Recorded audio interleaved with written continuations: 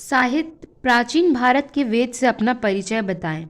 साहित्य का अध्ययन हमें अपने प्राचीन ऋषियों की प्रतिभा और सामर्थ्य का दर्शन कराता है। इस साहित्य को हम दो भागों में विभक्त कर सकते हैं, ज्ञानात्मक और वैज्ञानिक।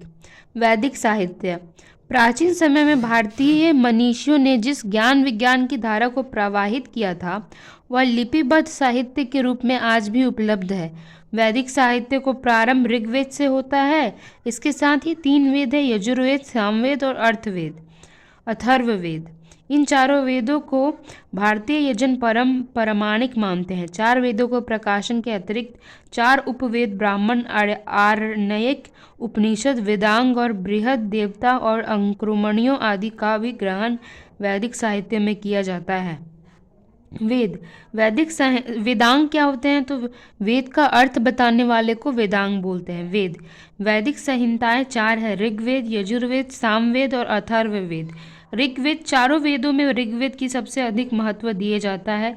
ऋग्वेद का संगठन दो प्रकार का किया गया है, अष्टक क्रम और मंडल क्रम।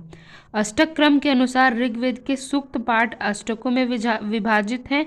प्रत्येक अष्टक में 8-8 अध्याय हैं। मंडल क्रम के अनुसार ऋग्वेद में 10 मंडल हैं और इनमें 85 अनुवाक तथा 10,589 मंत्र हैं।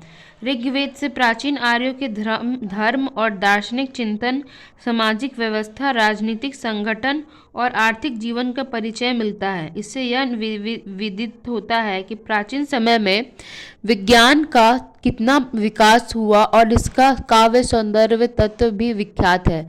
यजुर्वेद का महत्व यंत्रों और वैदिक कर्म कांडों के लिए अभी अधिक है। यजुर्वेद के दो प्रकार कहा गया है, शुक्ल यजुर्वेद और कृष्ण यजुर्वेद।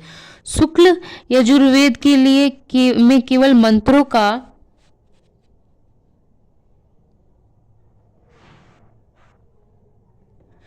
मंत्रों का संकलन है, परंतु कृष्ण यजुर्वेद में इनकी विनियोग भी बताया गया है। प्राचीन शास्त्रों में यजुर्वेद की अनेक शाखाओं के वर्णन है। सामवेद के मंत्रों का संकलन यज्ञों के अवसरों पर मंत्रों का गान करने के लिए हुआ था। साम पद का अर्थ है संगीत।